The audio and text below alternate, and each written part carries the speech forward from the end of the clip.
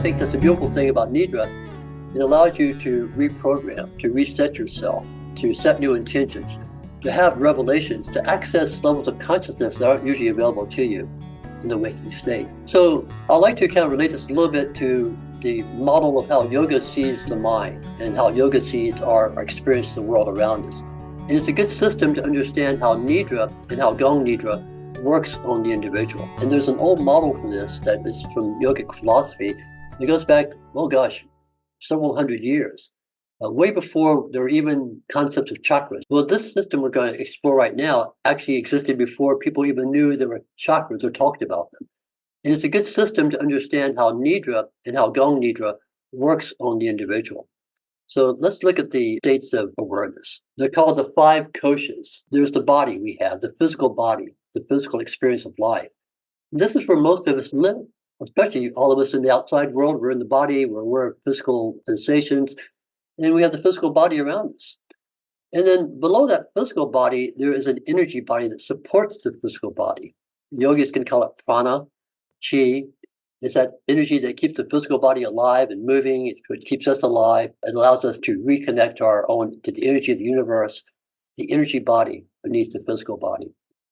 A lot of times in yoga, this is experienced through breath, through breathing, pranayama, or the pranic practices. In the yoga world, the body is experienced through postures and asanas. So there's different ways we access it through yoga practice, but we also access it in the process of Nidra. The body, the energy body, and then the mind. Now, the mind here is more the sensing mind, the feeling mind, even the emotional mind. So think of it as feelings and emotions that you experience.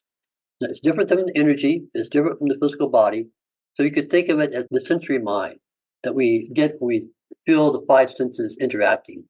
Happiness, sadness, all these things that come up in our inner feeling state. Another level we have access to that we experience beneath the feeling state is what we call the knowing state.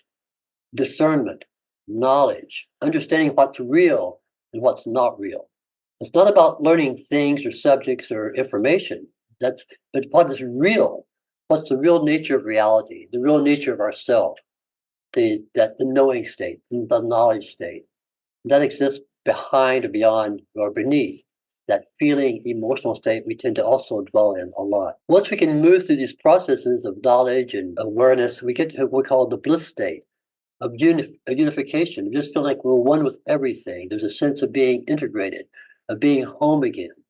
We all experience bliss sometimes in our lives. It might be just temporary, like when you're seeing a very beautiful sunset, you have a wonderful experience of just peak consciousness that may occur through meditation or even maybe sometimes through conscious changing modalities that gives you that pure consciousness. So these are the 5 levels that we have, the yogis say, that we get to work with to learn who we are and what the universe is really truly about. So what Nidra allows us to do, there's different practices we'll do in these sessions that allow people to go through these 5 levels, these 5 sheets of being, first of all, aware of their physical body. So just be aware you have a body, and here you are in your body. From that, we take people into the next level of the Nidra, which is be aware of your energy body, the nature of energy moving through your body, usually with the breath, connecting to that energy flow of the breath, energy that can be created and dissipated through the breath, energy body. So that's another level of awareness we go into and healing. From the level of that, we go even deeper and let people become aware of their feelings. What are you sensing right now? What's the sensation you're experiencing right now? Do you feel heavy? Do you feel light? Are you feeling frightened? Do you feel joyful? Just be aware that there are feelings here that you can discern, that you can actually have awareness of, and not just be a prisoner of or reacting to. And then finally, getting people to that deep level of truly understanding what this experience is all about. And this is where we get in that deep state of Nidra, where you start getting the download, information comes to you. You start having these experiences you may have not been able to access before. Healing can start to occur at a deeper level you weren't aware of because of this connection you had between yourself and your soul. And that's what happens when we get into that wisdom body.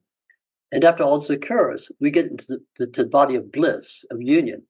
And the beautiful thing about that is the gong itself is absolute pure bliss. When you're listening to the sound of the gong and you're freely in that sound current and you're living yourself in that sound and you surrender to that sound, you're as blissful as probably a human being can become.